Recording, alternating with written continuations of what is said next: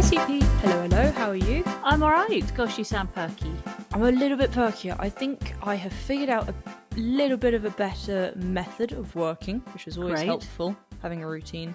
And I've kind of got my head a bit more in the game. Beforehand, I felt like I was kind of distracted, and in my head I was like, is this actually what I'm wanting to do with my life? Or could I be doing other things? And I don't know if others who go off to uni thought the same, but you're kind of seeing your friends going off and doing other things. You're like, oh, should I have done that? Could I have gone that way? Or who knows what? So I was distracted by that, and I think that didn't help. But now I have a method, I have a routine, and You're in the groove. I'm in the groove, which is nice. I think the other issue was you were still thinking about pursuing music, weren't you? Which is the opposite end of the spectrum to doing medicine. Yeah. And you were looking at working with music producers in the US, and you were saving up for a trip over to LA to meet with this music producer and to meet with a relatively successful band over there, and so you could do some recording out there. And then I think you realised it's just impossible to do all things at once. Yeah, I think sometimes you've got to step back, go, okay, hold your horses. We've got a lot of things going on here. Let's try one thing at a time. One thing at a time, people. Yeah. So. I'm really happy you're in your groove. That's great. We're doing that, and I mean, I've noticed a big difference in your sort of mental health as well as a result. Yes. You're a lot more settled now. It has helped. I mean, also exams are only a few weeks away, so that kind of helps you get in the groove. Backside in gear. Yeah, exactly. It kind of forces you into the groove. I think also what it's done is it's made you neglect one of the houseplants that I got you. This is so funny. It's no laughing matter. It really did make me laugh. I mean, when you spend your days revising and then this happens, for some reason it makes you laugh. Anyways, it's kind of autumn winter time, and I've been really looking after my succulents and my orchid, which kind of is a bit like a succulent, but it doesn't like so much light. Do you mean all your low maintenance plants? Exactly, my low maintenance well done you. plants. Thanks. So I walked into the kitchen. I was like, oh, I better give some water to the ivy, and I picked it up. Oh gosh, dry as a bone. All the leaves, I had to vacuum up all the leaves. Well, they all just dropped off. They just dropped off. That's what happens when you don't water ivy, Sweet Pea. Yeah, I can't believe it. I thought I was going to ace houseplants because I thought that's all I have to look after. I mean, come on now, Sweet Pea. Yeah. And actually I'm rubbish at it, so hooray. But I thought to myself, it's going into its autumn winter era of leaves are falling. So there we go. I mean, I suppose there could be some merit in that, but whenever I see it, it just sits behind you on the shelf when you're on these calls, and I just see this long twig dangling down from the pot. It's not too bad. He's pretty doing bad. All right. It's bad. But I'm happy Gary the orchid's doing all right. Gary is doing amazingly well. I'm so proud of Gary. Do you have to pot him on? I should have to do that soon, actually, and the oxalis as well, because they're both in fairly small pots. Yeah. I need to pot them up somehow. Perhaps do that over Christmas when you've got a bit of breathing space. Yeah, I think so.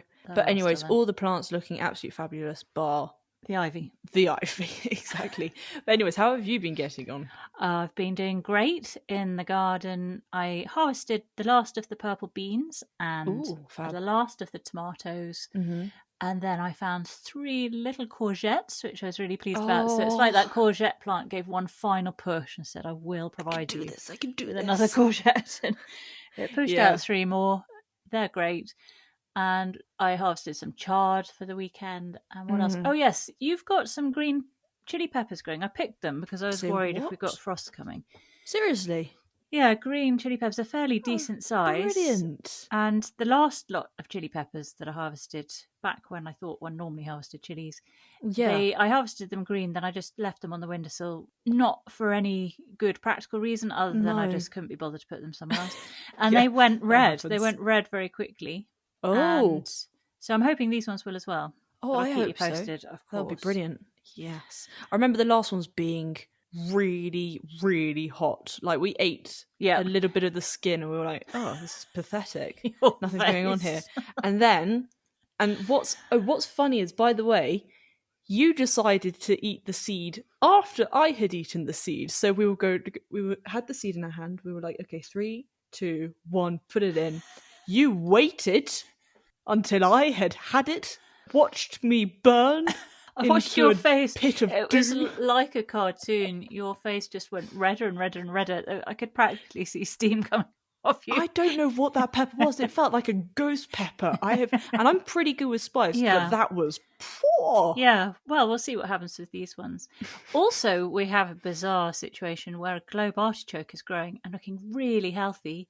Oh. And I just didn't think that occurred in November. No. So you're going to let it flower or you're going to eat it? Well, that's the thing. I'm in two minds. Let it flower. Well, I could do, but which would look very pretty, but then will the artichokes are all right in the frost, aren't they?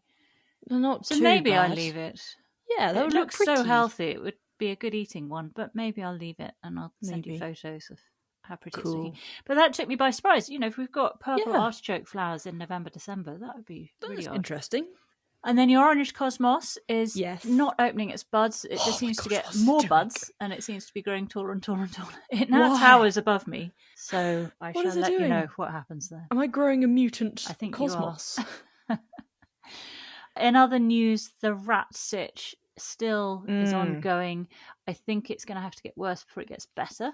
So I had the rat catcher come out and have a look around. It was a woman, actually. I don't know why that surprised me. No, I don't know. She came over, very glamorous looking, with her rubber gloves on and her torch, which she held like they do in American police dramas, you know, all sort of above the head. Yes. Oh, brilliant! She was holding it like that and taking her job very seriously. And she said, hilarious. "Yes, absolutely, it's rats." And I said, "So what can we do? Can we close up some holes? Could we maybe catch them and transport them to another place humanely?" She said, "No, lady, it's rat poison." So I said I would think about it. I didn't like the idea, so I bought some sort of cage humane rat traps. Oh yeah, where they kind of run into a cage and then the door just shuts behind them, and it flicks shut. And so I put some of Hobbs's dog food in because we know that they love that. Eaten through a sack of that before. Yes, they have. And then I waited, and very quickly they filled up with rats. And then it was weird because, well, a number of weird things started to happen. But first of all, I wonder if one of our neighbours has put down rat poison because, first of all, the rats that I caught, I left them for a day because I was waiting till I was then going off in the car to take them somewhere else. You don't want to release them here and go, no, ta-da, free. That'd be a bit stupid. And they died, even though they had food and water. Yeah. And then I started to have a really bad smell above my bedroom. The smell of rotting that's going to be awful. Flesh. Something's died. Several things have died. There seems to be less Riverdance going on and more death going on. Oh no, so, that's a really nasty thought. So, as I say, it's got to get worse before it gets better because that's the first stage. And then the flies are going to find the carcasses. Or, well, they're going to find the flesh. Then they're going to put maggots in the flesh. The maggots are going to eat the flesh, which lovely. We need. We need the maggots now at this stage because how else are we getting rid of a dead body in my attic? Yeah, you can't get up there. It's no attic. No. It's a full ceiling. Yeah. So it stinks of death, and now I'm waiting for all the flies to come, and they no doubt will somehow get into my bedroom. So it's just going to be hell on earth for a few weeks. You can sleep in my old bedroom if you want. I think I'll have to. But then it means nothing's going to chew through the electric cables. We're not going to have a house fire. So every cloud, silver linings. Yeah. Lovely. Now, Sweet, we had some housekeeping from last week. Oh, yes. Do you remember we talked about glue? And I said, it's made from horses. And that was the first you'd heard of it. So I thought I'd just get a few more of my facts right before I totally freaked you out. Yes. But yes, glue is historically made from horses or various animals. It's the collagen taken from animal parts. Oh, well, yeah, of course, that's glue. Horses' hooves and bones. And did you know, you probably know this from your studies, the word collagen comes from the Greek word colla, meaning glue. Yes, and from the French word colle, which is glue as well. Is colle glue in French? Yeah, la colle.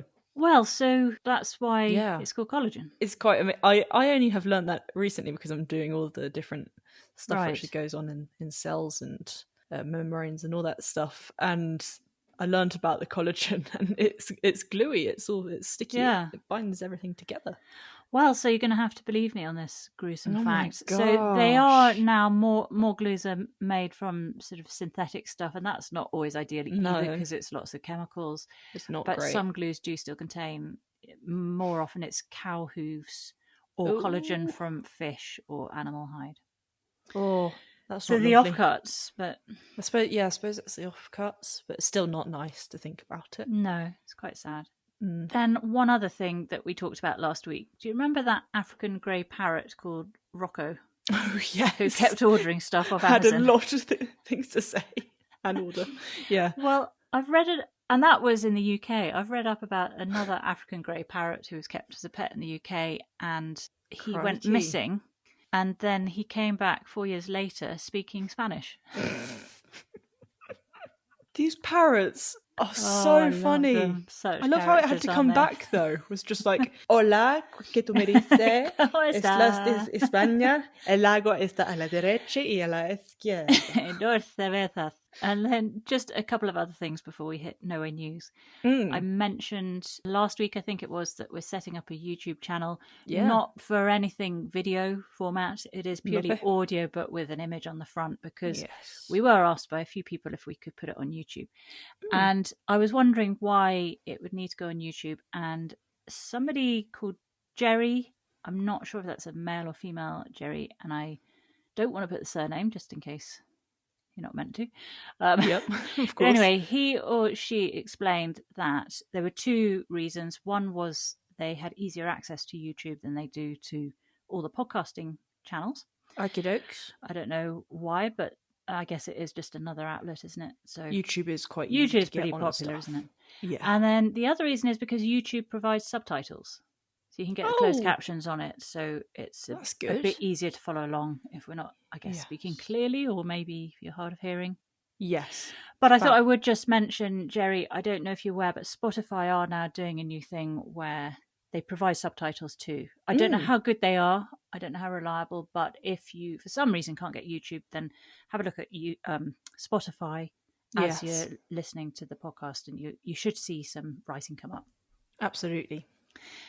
And the final thing is really more just concern for one of our chit-chat guests, Alla Olkowska.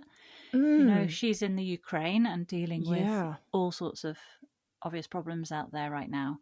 Yes. And I haven't heard from her in weeks. And normally, you know, it might be a week or just under a week that I don't hear from her. Yeah. But I've heard nothing at all now for a few weeks. So if anyone is listening to this and they have had contact with Alla, could you let us know? Because it would just be nice, because we had good contact with her beforehand and were worried because we talked at length about blackouts and how they come more now. But swoopy, not just the blackouts, but also all the other atrocities that are coming her way. So if anyone has heard from Alla, then please could you let us know. If we hear anything from her, we'll obviously update you. Absolutely. Now then, Nowhere News. Nowhere News. Still haven't got the jingle. It will come.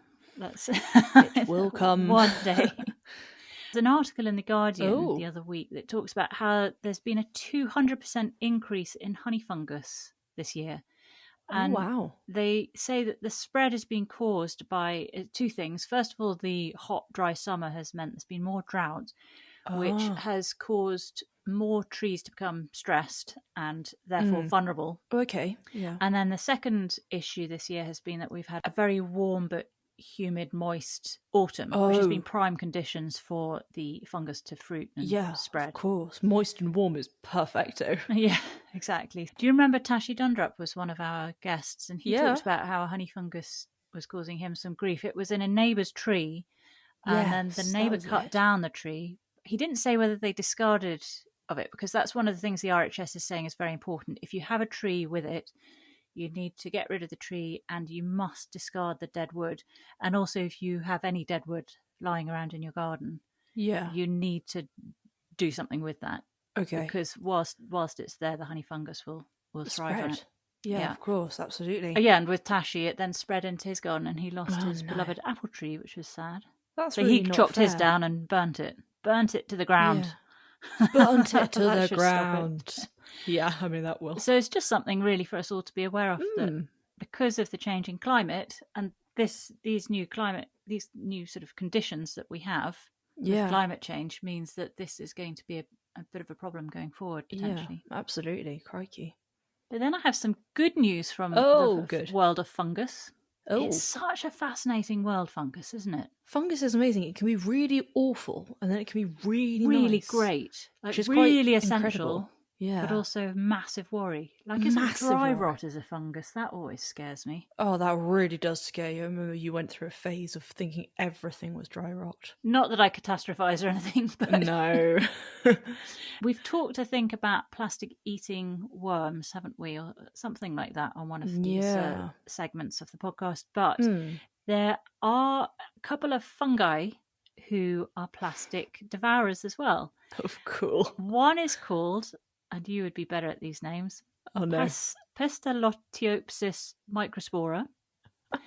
And that one was initially discovered in the tropical rainforests of Ecuador. Oh, yeah. And then there's Aspergillus tubingensis.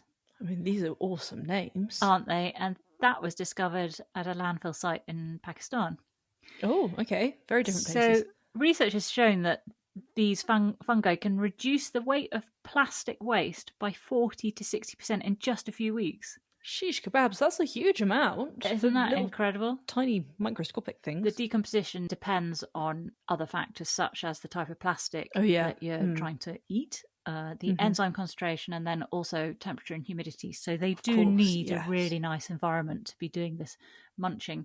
But the discovery of this means that they're now doing a lot of research to see how this could be practically applied. And if they are able to harness the power of these fungi, you know, we've got such a massive plastic problem. So they obviously can hopefully reduce landfill.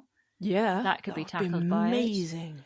But also, they are looking at being able to apply it to wastewater management. So you know how we're all consuming microplastics. And yes, all the time. Yeah, it's in our tap water and all that plastic pollution in our rivers and oceans. So they're looking at how to use that. But as with all these things, Sweet Pea, you know, I always refer back to the cane toad in Australia. Yeah. That was something brought in to combat the cane beetle. And then that just went completely and utterly awry. Well, so obviously we don't have a problem on our hands. No, with fungi. With these fungi. So whatever they do, they need to make sure that they're introducing it into a controlled environment. Because if it just spread, got loose, you just don't know what's going to happen, do you? It's like all those zombie films. Oh, no! But it's a very exciting prospect, isn't it? That is a very interesting prospect, because also I was thinking, what would happen if the fungi in the water that was trying to get rid of the things which we're worried of then just as proliferating in the water, and then they're getting into our drinking water and washing water, and then they're in us, and then they go, now then, I know I was doing good things, but now I feel like doing bad things. I know I was into plastic, but I've got some other options now. Yeah, humans.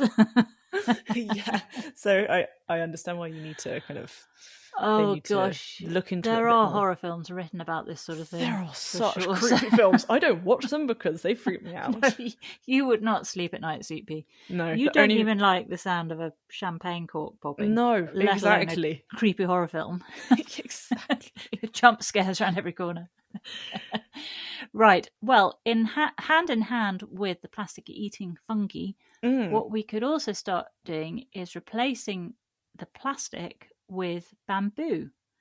So in China, there's a business, well, there are a few businesses apparently looking at this, but there's one called Replace Plastic with a Bamboo. That's what it says on the that's literally it. From Tianjin University, and they're specifically aiming to decrease plastic consumption by using bamboo-based alternatives. And they're doing this by extracting, also something you may have been reading about, nanocellulose from the bamboo. And the nanocellulose is produced by isolating the structural components of the plant cell walls, resulting in this material that is strong still, but obviously safer and also more flexible than plastic. Oh my god, that would be amazing. They're now using the resulting product for food grade packaging, for bags. Fabulous. And, you know, like cling film and stuff like that. Yeah. Oh my gosh, cling film is so And so they're using it as a substitute for those things. I love that. There are lots of benefits to doing it. It means there's less reliance on fossil fuels.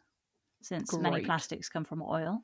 Yeah. Bamboo material can decompose more easily, obviously, and so there's less long-term waste. Brilliant. And it's good for the local economies as the bamboo industry is creating more jobs. I really, really like that. I already really enjoy having bamboo kind of cutlery and cups and stuff like that. I find it really nice to drink out of. Something about bamboo cups and stuff and straws. I remember your uncle making his bathroom floor bamboo. He put in some bamboo flooring. That was really lovely. Doesn't that rot really easily, though? Well, I think, but I could be wrong on this, I seem to remember the advantage of it was that it didn't expand and contract like other woods would. Oh, okay. You know, it kept good structure. Yes. I know what you mean in terms of rotting, because we hung that bamboo blind outside as a shade. And within, I could have clicked my fingers practically and it suddenly went black with mould, didn't it? Yeah, it was ridiculous. And we tried everything. We tried spraying it and mopping it down, and it just came back again. It was having none of it. Yeah, but I do like bamboo. I find bamboo a very satisfying plant. It's lovely, isn't it? As well. Yeah. So there's going to be a bamboo uprising, I reckon. Oh, fab. So that's my No Way News, Sweet Pea. Love it. Do you have a plant fun fact? Well, I've got two, actually, because I think they're both very different, but both just as interesting. Okay. And they both caught my eye. So have you ever wondered why the wild thistle is Scotland's national flower?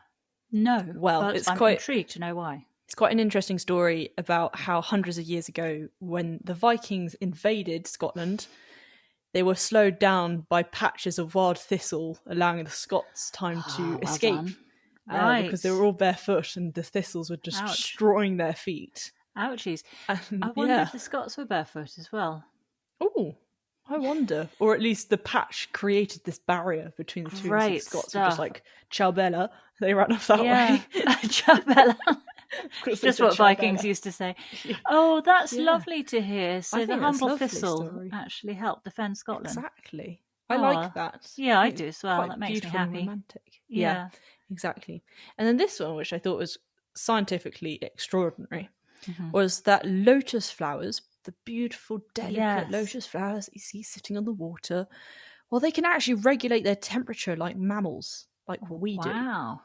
So like warm-blooded mammals, they can keep their temperature at around about, I mean, for us, it's a little bit higher. It's about 36 to 37, depending on people. But they can keep their temperature around 30 degrees Celsius. Right. Depending on if it's hot or cold around them, they will stay at 30 degrees Celsius. Wow. And it's quite extraordinary. Apparently it's because they're able to break down starches within their cells, which is a bit like what we do. Like we do with carbohydrates. Yeah, exactly. But a flower so delicate can do that. Wow. And it therefore means that they can attract a lot more pollinators, because the pollinators, of course, are attracted by that heat. Drawn to the warmth. And they see this beautiful 30 degrees Celsius hot flower. They go over to it and go, oh, this is nice and cozy. Snuggle in. So I think that's quite extraordinary. That is incredible. I didn't really think much about lotuses. Not that I didn't think much of them, but they never really were on my radar until, again, we mentioned Tashi earlier, and he chose that as his pom plant. Yes. And he explained how they are often, we think of them as this quite romantic flower. And he said, but they're found in the sort of dirtiest, scraggiest, stagnant waters. But this beautiful flower arises. Emerges. It's really cool, isn't it? Oh, I love it. Anyways, I thought that was absolutely fascinating. I like those two facts. Thank you, CP. Absolutely. What is your animal fun fact? I have a cool animal fun fact. Oh, yeah. So this is the story of a Scottish homing pigeon. A wee Scottish homing pigeon called Winky, who saved the lives of 4 men. How? Well, so in February 1942, she was on a plane called a Beaufort bomber. When it was shot there. Well, war times. Okay, gotcha. When it was shot down and it landed in the freezing cold waters of the North Sea off the coast of Scotland, and the plane was completely destroyed. So the crew scrambled into a life raft. Yes. They're bobbing around in the North Sea, freezing their noses off and just I know what you wanted to say. Really miserable. And their last hope was to release Winky from her cage, and she flew 160 kilometres, which is about 100 miles-ish. Oh, that's a workout. Home to Dundee, And normally it'd take her around 4 hours, but this time it took her 16 hours as her wings were all covered in oil from the engine of the plane. Oh no, poor little thing. So she was so tired when she got home to her owner that one of her eyelids was fluttering, so that's why they called her Winky.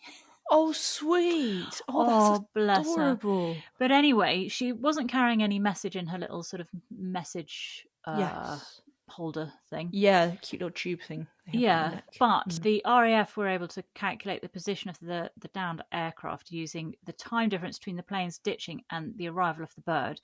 And then they took into account the wind direction and even the impact of the oil on Winky's feathers for the flight speed.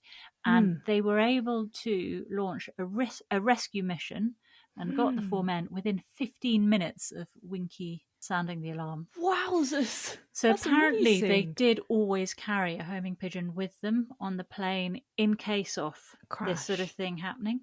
Wow. So, and then they would sit there in their life raft hoping and praying that their pigeon was going to be a good one and get home and let people know. You're relying on a pigeon. It's quite incredible that you're relying on. Amazing. And we're so disrespectful towards pigeons now when we see them in central London. At the same time, you get a pigeon that walks across the road, looks at you, goes, "Well, I think I might just commit suicide today." and then at the last minute, "I can't even do that. No, goodbye." You're thinking of those 3 pigeons that we have to pass on a particular road, and they do not move out the way, so you always have to do slalom through the road to avoid them all.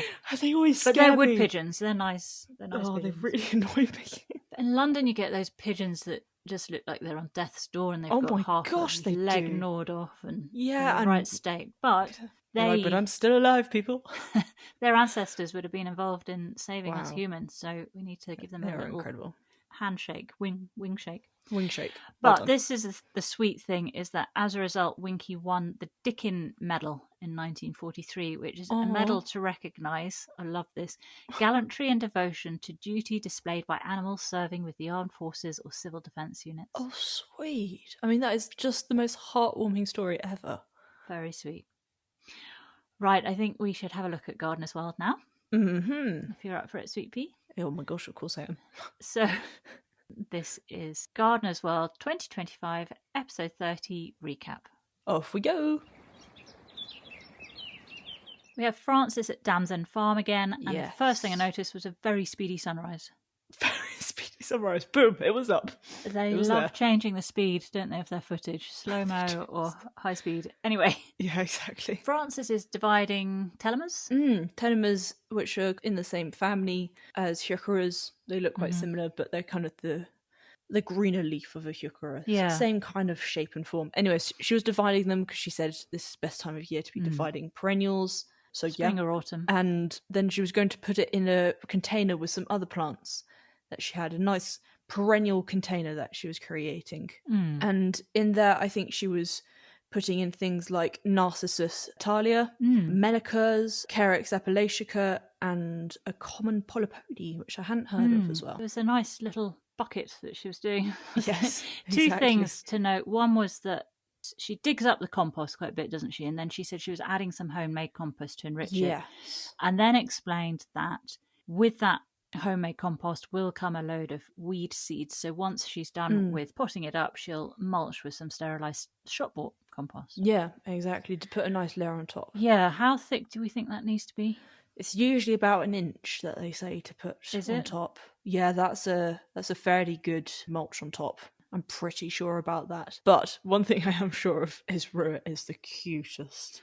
Well, obviously not cuter than Hobbs, because Hobbs is the cutest. Well, whilst Hobbs can hear you, definitely don't say that. But no, Rua really is amazing. That was sweet, wasn't it? When Rua clambered into the mulch bucket.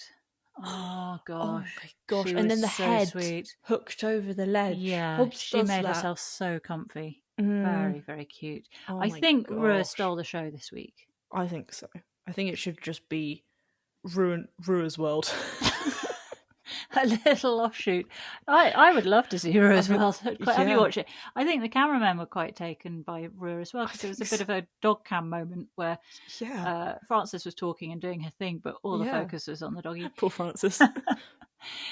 And then there was a really, really bizarre shot at the end of this segment from below, as if, and it was So it wasn't like the camera had just been put on the ground or on a tripod, because it wasn't steady. It was moving around. So it's like the camera person was sort of lying on the floor, looking up at poor Frances. And I think we all know that we don't want to. It's like when I video call you when I'm lying on the sofa, say, and I've got the camera down below, and so you're just looking up at my chin and my face from below and up my nostrils and all the rest of it. I really hope that there are other sons and daughters out there having this same thing when they FaceTime their mums and their dads, where it's just from really weird angles.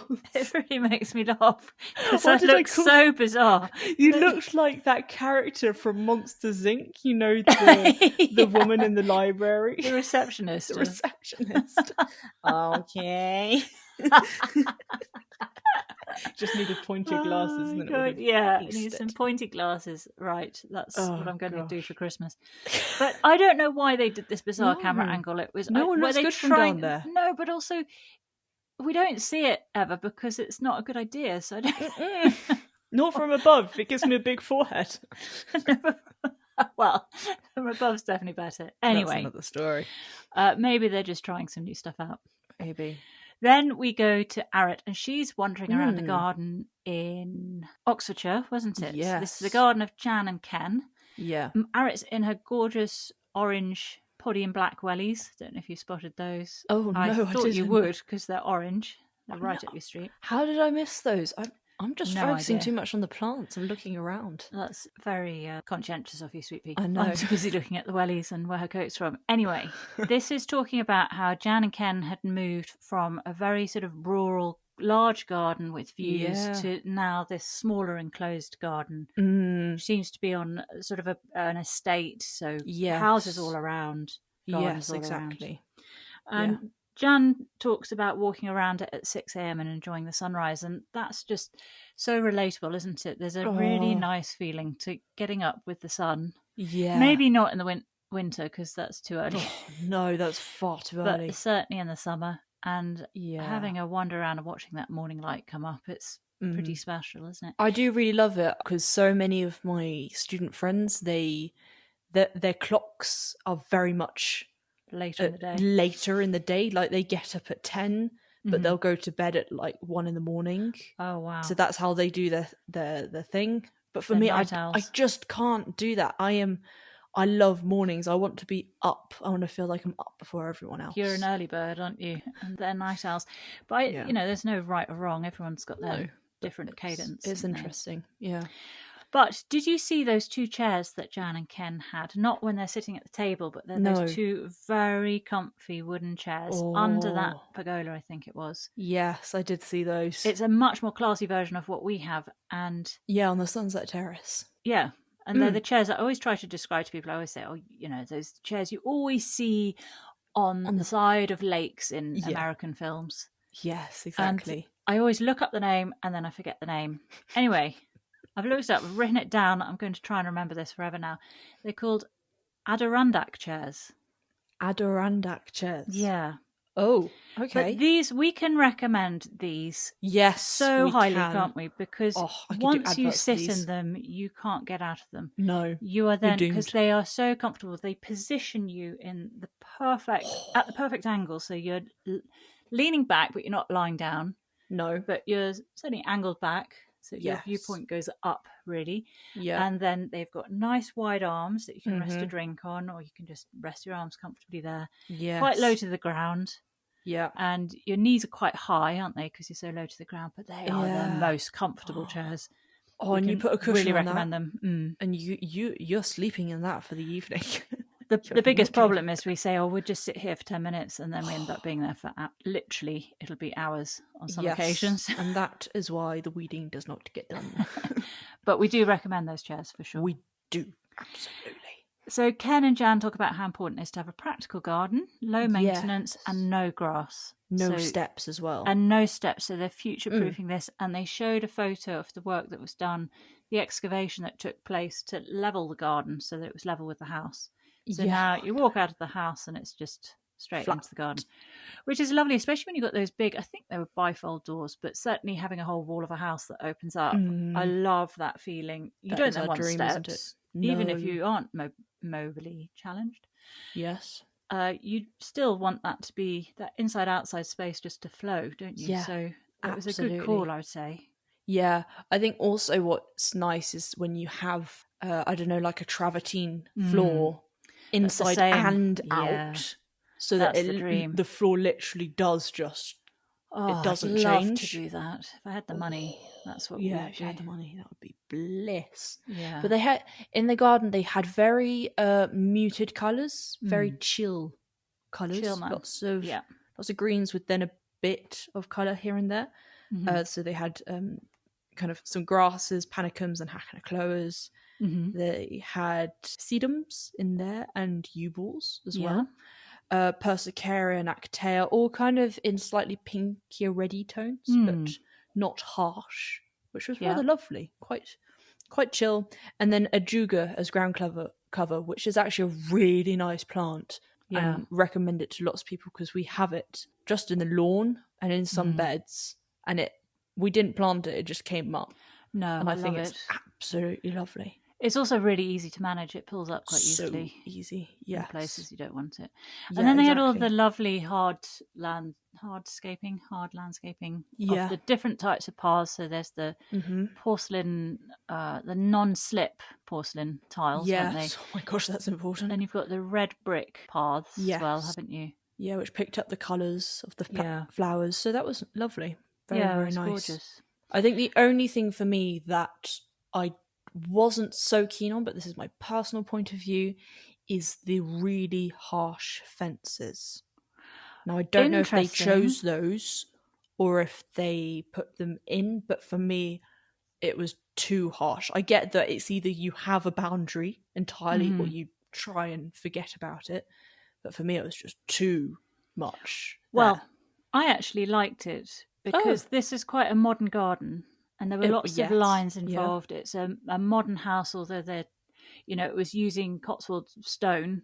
Oh, that was bricks, beautiful stone, that sort of honey-coloured stone. So that was lovely and soft, but it was still a modern house. Nonetheless, the conservatory or the sort of the back end of the house was, quite boxy and straight lines. And so I liked the horizontal lines of that large fence. Also, you've got to bear in mind you're not out in the country, so you can't have what we like, which is a hedge. Or a wall. No, but I wouldn't want a hedge either. I'd want. What would you have had? Just a huge amount of plants growing up that fence. Well, don't you think that's a great fence for growing plants up? Yeah, it did look like a good fence for growing plants up. And I think they said they've only been there 2 years. It's a new build, so the house was only 2 years, the garden's only 2 years. So that fence with the horizontal slats, I think would be very easy to grow things up. I think so, yeah. So perhaps, because I get what you mean, there was quite an expanse of it. Like there was a very long back fence. Yes, exactly. Call it the back fence. Yeah. But I can see how lovely that larch would look as a backdrop to lots of beautiful green climbers and things going up. I mean, I did like how it was kind of blacky grey to it. It looked really worn. Yeah. But it wasn't worn. It was pretty. That was nice. They did have some jasmines coming up some walls and stuff, so I'd love a jasmine punctuated at the back. That would look stunning. It's interesting that you thought that. Also, Arit mentions the designers, and we don't ever hear who it is. No. Did you wonder who that was? Yes, of course. Because I've done a little bit of super sleuthing, and I have the designer for this one. This is quite a tough one to find anything out about because they were very, very vague. But so you did some cyber stalking is what we did. No, we call it super sleuthing. So I'll tell you about that in a minute. But there was a hydrangea that kept coming into shot, which really stood out for me because as you said, all the planting was quite green and quite muted colours. And then there was this really strong pinky red. And obviously hydrangeas are big blousy flowers. Yes, absolutely. Did you have any idea what that was? No, I did not. Did you not think it could be Whim's Red? Because we've talked about Whim's Red before. I thought it might be that. Yes, because it was a paniculata, wasn't it? Yes, absolutely. It could be. I mean, Whim's Red is the only one that I know, but it looked a lot like that. Oh, okay. I'm hedging my bets on that, but if anyone knows better, then please do let us know, because I thought it was very pretty. It was very pretty. Gorgeous. And then Arit has a look at the water feature, and she says that's to muffle the sound of the road, which of course you want in this built-up place. Important. And then Arit just talks about the rill. So it's this rill going into a big stone trough. Yes. And she describes it as a copper rill, even going so far as to say how it'll patina nicely in time. That's a nice word. I have it on good authority that wasn't copper, it's a cotton steel rill. Oh, I say. Fake news. Fake news, Arit. Come on. You can't get everything right all the time, though, can you? No. And then we see those lovely big doors that open out from the house. And Arit makes the point about how when you have that view from the house, it's going to be on display 24/7, 365 a year. So you need to have that all year round interest, don't you? You sure do. Well, let me tell you, I won't keep you in suspense any longer. The designer is called, I hope I say her name right, Katie Gilbaud. And she's got her garden design company. It's called Katie Gilbaud Garden Design. And so she designed that. And also the people who built the house and garden, Lewis Property Woodstock. Okay. And it's a part of a number of new builds in kind of central Woodstock area, which is, of course, right by Blenheim Palace. So a lovely location. Lovely spot. And just a couple of things about the garden. That beautiful weathered old wooden bench that we saw towards the beginning. It looked almost like a great big tree trunk. But it was just a really sort of thick bench. Oh, lovely. That is from Ken and Jan's old garden. So it was a little memory, a little keepsake from the old garden that was nice to have it integrated in. And then that beautiful trough that the water ran into is from a company called Architectural Heritage. Okie dokes. So if you're wanting to recreate anything like that in Sweet Pea, that's where you need to go. But you'll also need all the info, a crane and a forklift truck. Oh, no. Not on a hill, my friend. Not on a hill. Frances is gathering up all the hay from the meadow and she's wheeling it over to Alison, who's making compost cakes. Compost cakes look like the most satisfying things to do. Oh, you'd love this, wouldn't you? How much fun. And properly packing it in. The thing that interested me was putting the sticks on the bottom to aerate it. Whereas I would have just chucked it on the floor. Yeah, just immediately chucked it on the floor. Yeah, I wouldn't have thought about the sticks. Yeah. That caught my eye as well. Interesting. But I also really liked how they went over to the old compost patch, put their hands in. Oh, beautiful. Nice and toasty. Compost. That looked really toasty. And so Alison explains, she puts these upright sticks around the edge, and that's really to keep the form.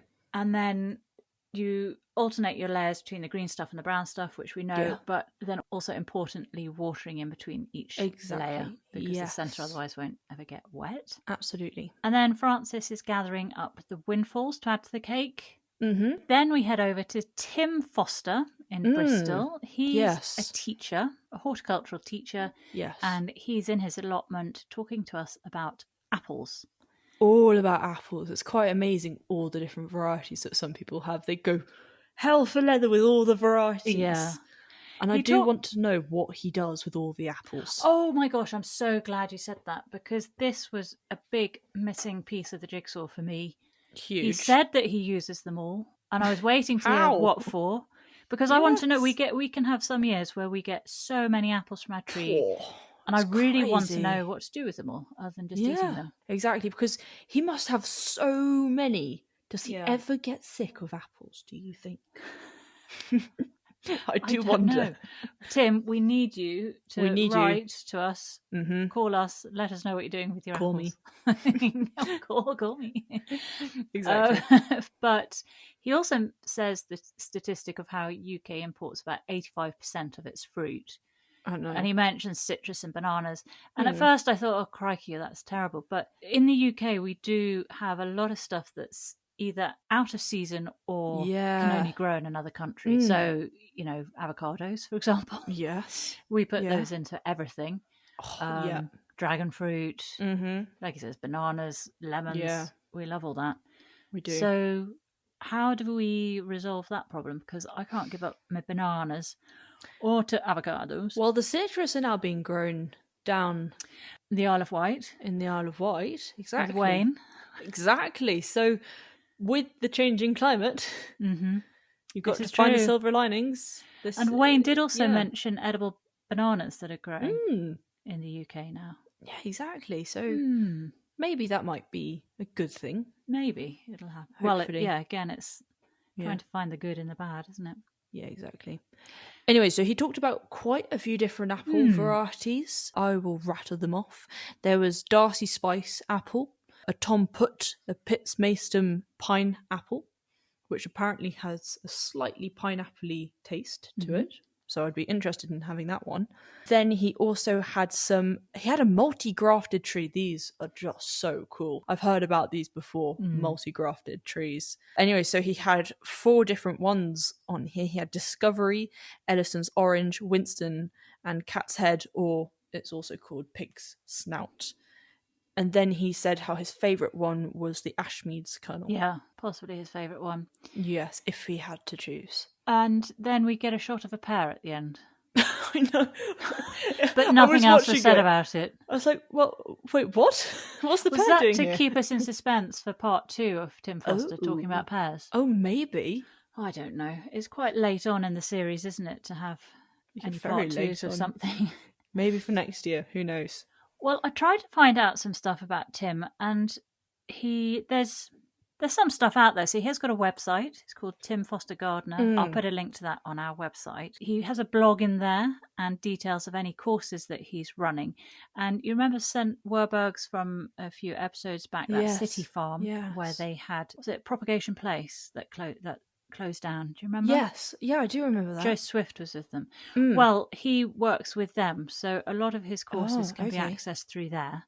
And he runs an annual course called the Organic Gardening Course, and that runs between January and June, and that's between 250 and 320 squiddies. And he has details of the itinerary, I think, for that course on his site. So again, if I put a link to our site, you can get access to the courses that he's doing. But other than that, that's all the detail I've got of Tim. Oh, can't find him anywhere else otherwise. Very incognito. Frances is looking at the berries, and they look completely AI, don't they? We're coming across. You have to be so careful now with videos. There was a time when you could watch something online, and it would be, I don't know, it could be something really uneventful but sweet, like a dog doing something cute, and so you share it with your friends and go, oh gosh, look at this cute dog, isn't that lovely? So cute. Or it might be an amazing plant, you go, wow, look at that. And because I share quite a lot of things I see to our kind of our social media audience, I'll share if there's an interesting story, I'll pop it in our stories. Because there's some really cool things. But I have to check all of them. I have to do a sort of sanity check and make sure it's real and not some dodgy AI, because I have a friend who keeps on sending me this is really funny these videos, and it'll be a dog and cat interacting and doing something. Or this guy who's bandaging the arm of a monkey and the other monkey helps bandage it. So bad. And it's just all AI, and I have to keep saying to him, no, please, it's AI. Yeah, sometimes you send messages to me saying, what do you think? Is this AI or is this real? And I'm like, I don't know. AI. Always AI. So it means that now things don't have that Marvel element to them. Sad. It used to be you'd see something, you go, oh, wow. That's now you have to go, oh, I don't know. That AI? So we're kind of being desensitized to it's not very fair. Awesomeness. No. Anyway, but this is real. So what's the name of this plant, Sweet Pea? Yeah, it's a Clerodendron trichotomum, which I'd never heard of before. I swear I've seen this before, but this one was stunning. Absolutely stunning. Apparently, do you know what it's also known as? No. Harlequin glorybower. Oh, according perfect to the RHS. Name. Yeah. I love that name. That's so cool. So then Frances is taking some hardwood cuttings that she pops over to Alison, and we see how the cake's coming along. Which is looking cool. It's looking cool, but also I think because of the height of the upright sticks, the vertical sticks, I was imagining more 3-tier wedding cake. As it was just Sunday sponge cake. It's gone a bit flat. Not enough bicarb in it, or that's my Sunday sponge self-raising cake. Yes. Anyway, and then Frances says to succeed with hardwood cuttings, you need patience and remembering which way is up. So she cuts flat at the bottom and an angle at the top. Exactly, which is good for waters to kind of skid off the top. Yeah. You don't want it rotting down in the middle. It's like when you're pruning your roses and things like that. You want to precisely. Do it at an angle. Did you get which other plants are good for hardwood cuttings? Yeah, elder, alder, hazel, etc. Willow, yeah. Yeah. Then she just sticks them into her bed. Yeah, whacks them into a little nursery bed. This is what I really want to have. My dream garden would have a nursery area. But Sweet Pea, I've said if we build 3 more beds by the veg garden, we could have one of those or 2 of those as nursery beds. I think it's something we need to... Right, let's have another talk offline, Sweet Pea. No, I'm going to twist your arm. No, we're not. So much sweat, tears, blood goes into all of that. Right, we then go with the wonderful Nick Bailey, who's doing his plant science series. Yes. And last time we were talking about roots, and this time, and lots of machinery used. Yes. To give you an idea of what the roots look like. Yep. This time we're talking about how light impacts plants. And again, we're using huge amounts of machinery. And we still don't understand why. And we still don't understand why. I'm really sorry. This sounds like we're being dismissive of all Nick's good work and these amazing when we really professors. Like Nick, he's a great guy. Yeah, but these professors are fascinating as well. But exactly. I still don't understand the machines, people. The machine sitch. So the experiment that they carried out probably cost hundreds of, maybe thousands of pounds, hundreds of pounds. Hope not. I could do it just by not doing my seeds correctly. By taking one tray of seeds, sticking them in the dark bit of the greenhouse, and the other forgetting about them tray, putting them into the sunny bit of the greenhouse. Yeah, it's what happens to most of my seedlings, to be honest. There's one pair that does great, and the other pair, nothing. So I was confused again, but I was confused. He talks about photosynthesis and all the elements that the plants need around that, so they get the energy from the sun via their chlorophyll in the leaves, and then combine it with water and CO2, as we know, to fuel their growth. Exactly. And then we hear, so this was interesting, the plant can differentiate between different types of light. This is very cool. Can get just the right amount that they need. So he uses as an example a tropical forest floor plant. So it's under all these lovely big banana leaves and cannas and I don't know what else in a tropical forest. Something like George from George's Jungle Garden, all those plants he's got. So all those other ones that are down at ground level, they are learning to adapt to thrive really in the shade. So Associate Professor Heather Whitney we meet first, and she's the incoming scientific director at Uni of Bristol Botanic Gardens, which I don't know if you remember is where Tom Nielsen from Bicentric first worked. Do you remember he did that heebie-jeebies thing? Yes. The Historic and Botanic Gardens bursary scheme, something like that. Okie doke. And he did his training at the Botanic Gardens, and then they offered him a job thereafter. Gotcha. If you are interested in the heebie-jeebies training scheme, it sounds absolutely brilliant. Then have a listen to Tom Nielsen's episode of Chit Chats. It sounds like such a great way into horticulture. Yeah, absolutely. So back to Nick and Professor Heather Whitney. They're looking at begonias. Yeah, I'm so interested by. What did you get from this bit? Yeah, the metallic kind of coat that you see, that sheen on the top, first of all makes it look just completely wacko and weird. You wouldn't want to eat it. Predators probably wouldn't want to eat it either. Yeah. So that's good. But then I did not know that by having these particle layers, it would slow down the light and therefore really take every last little bit of light that it could get, last bits of energy from light, and use it. That was very interesting. So very cool. That was new news, wasn't it? Absolutely new news. And then Nick goes on to say how shade-tolerant plants can recognise the range of colours in light, such as ultraviolet and far red. And I was thinking, it's far red, infrared. Yes. But it's not. So far red is just at the end of the visible spectrum to humans before light then goes to infrared, which is invisible to us. Okie dokie. So it's just right on the periphery of that. Right on the edge. And then we have he calls her Professor Kerry Franklin, and looking her up, it seems she goes by Kerry or Keara. Keara. Anyway, so Professor Keara or Kerry Franklin, she's a plant scientist at Bristol, and she specialises in how sun-loving plants actively avoid being in the shade. Yes, absolutely. And then how they can figure out whether the shade that they're getting is just purely because it's a cloudy day, or whether it's because they're being shaded out permanently by just a bigger plant in the canopy above. And then, therefore, how they should behave. Yes. Should they just go, oh, it's okay, this cloud will pass, I'm okay? Or if they need to go, oh my gosh, it's another plant, I'm going to die. Exactly. Let's do something. And what I loved about this was how she had to bring an umbrella to show exactly what was going on. The umbrella came out. It was really, really cool. And I mean, it was helpful to understand how it worked. So it's the whole idea how the plants above, they absorb a huge amount of the light, and then there's a smaller amount which is let through, don't know how you'd say it, to then the plants below, and how those plants below, they will realise that the plant above has absorbed most of the red and the blue light. That's right, that's what they absorb most. And it will see that there's really only far right light left, so they'll go, oh crikey, you need to go for it now. And they'll go, ooh, get really tall. Get really tall. And then we see what they do with the 2 trays.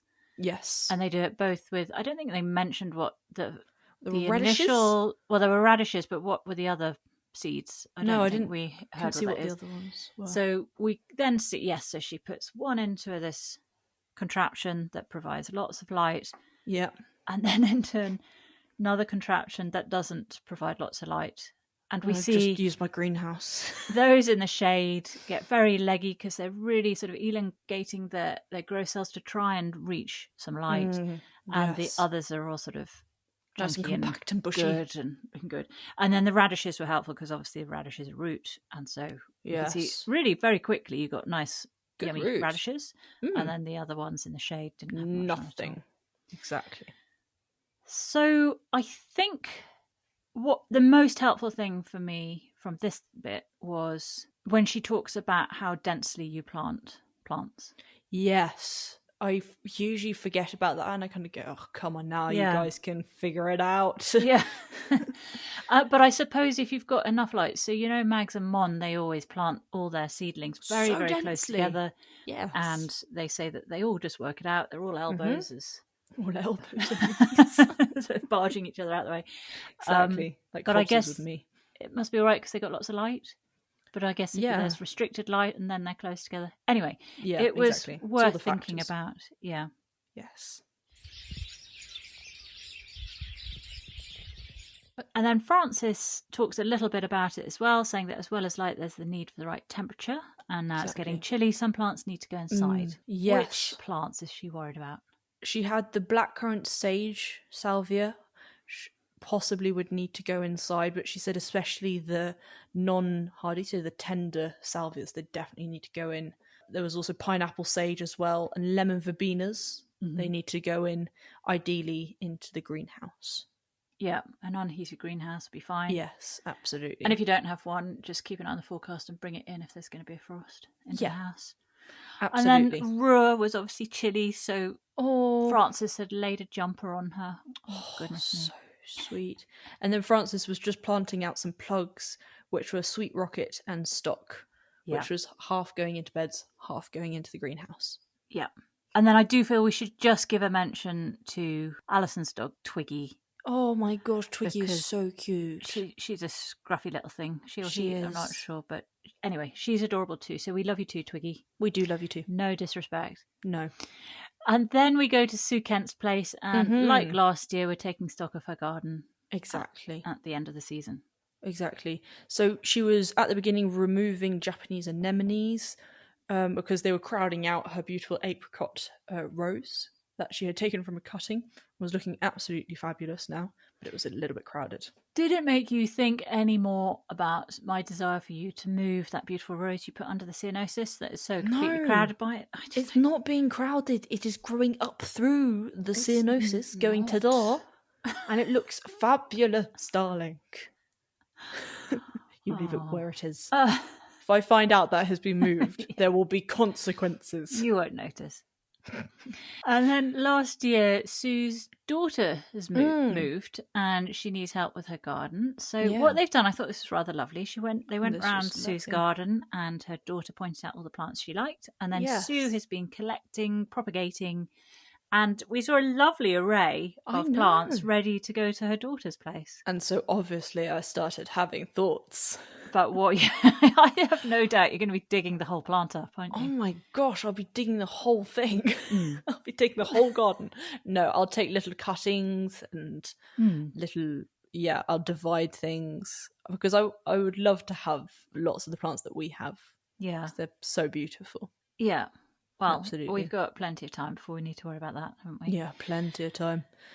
And then the thing I also really loved was then for her son, she talks about the walnuts, the walnut tree that had been passed down generations from seed to seed, and how she finally had some walnuts, which she could sow. 3 of them that she saved from the squirrel. I know, the pesky squirrel, honestly. Well, we've got the pesky dog, haven't we? He's our resident squirrel taking all the walnuts. I know. And I thought, can you imagine if Sue Kent had Hobbs? Hobbs would be like, I can open that for you. I'll take that. Thank you. And she'd gently take it in her mouth, or lippy. Yeah. And then she'd go and munch away. So she was putting some in a plastic bag, one in a pot, and then she was waiting for the other one to degreenify, become all nice and brown, so that she could then plant that one up. And then she said how she was going to put it in the fridge. Yes. And I've heard you have to do this with certain plants. I know you have to do this with scabious seeds. We have to put them in the fridge, in the compost, because they have to feel that winterness. Yeah, it's to replicate. It's called stratification. Yeah, exactly. It makes sense, doesn't it? Yeah, it does make sense. And then she was over in, I think, her vegetable patch area, putting out some elephant garlic, because she had some amazing elephant garlic from the year, and they had these tiny little corms on them. Yeah. The little tiny ones. And she said how it would take a good 2 years before she'd actually get a proper bulb. Quite a lengthy process. And she was growing them all in a container as well. Yes, exactly. So she was popping those in, and she looked over to her right and saw the beautiful cosmos and the echiums from that random seed mix that she'd done, which was looking fabulous. I do find that the random seed mixes are like the best. Yeah. Because you're like, oh, I wonder what I'm going to get. And then just all sorts. Like, you get it's like a lucky dip, isn't it? Yeah, we get beetroots next to California poppies and cosmos. No, calendula, which actually does look pretty good. I'd say that beetroot is an ornamental. Yes. Yeah, okay, cool. And then finally she was down by her white borders, which she's really honing. She's trying to perfect these white borders. She's got one kind of more pristine bit and one that's more of a wildflower area. And she said how she wanted to add in Tulipa purissima into this wilder area to add some really early colour. Yeah. Oh, and she was using a new tool for cutting the bulb holes. I do love her tools. Very efficient. Yeah. They're really cool, aren't they? And that was the update from Sue's garden. Lovely to see as always. Yeah, absolutely.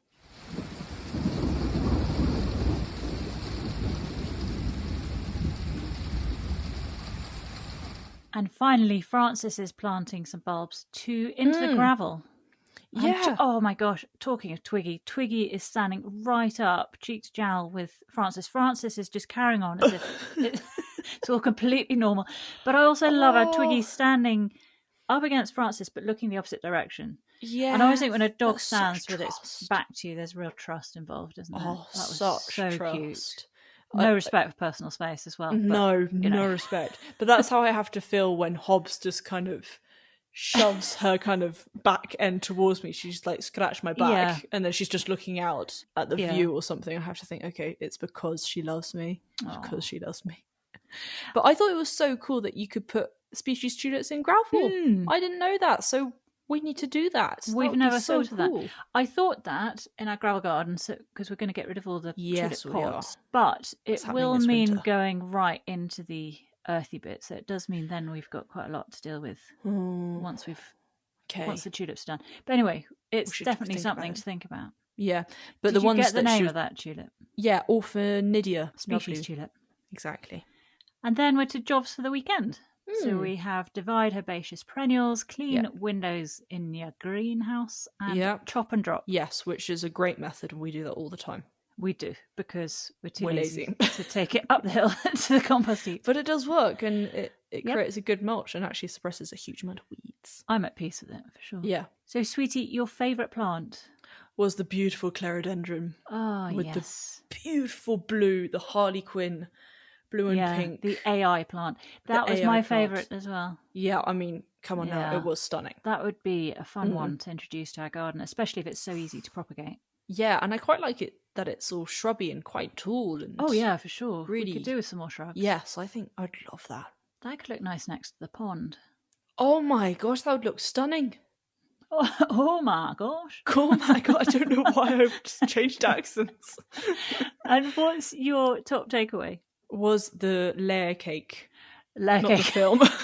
Not the film. The compost cake. The compost layer cake. Love that. Well, mine was tulips in gravel. Yes, very, that very threw cool. me. Threw me off kilter. Throw me as well. Yes. Well, we have another Gardener's World next week. We're back with Monty, aren't we? We're back with Monty. It's the penultimate episode until the winter ones, at least. Oh my gosh. So this is 14th November. I always have to check now because you can't assume it's the following week, can you? No, they decide to mix it up a bit. Disrupts it all. Anyway, Monty is back. So at Longmeadow, Monty is full steam ahead creating a new woodland garden from scratch. He plants up some native grasses and adds in hellebores for a colourful spring display. He also prunes a climbing rose, harvests kale and winter veg, and pots up hyacinth bulbs. Lovely. Adam Frost celebrates the drama, versatility and reliability of ornamental grasses. And look who else is back, Ashley Edwards. Yay! Yeah. Oh, love Ashley. Yeah, love Ashley. Discovers how the Royal Horticultural Society garden at Hyde Hall, Essex, are experimenting with growing plants that thrive in hot, dry climates. Fab. There's a garden designer who has filled his own space with bright, bold and beautiful plants, and an Acer aficionado who has 70 different varieties in her Buckinghamshire garden. Wow.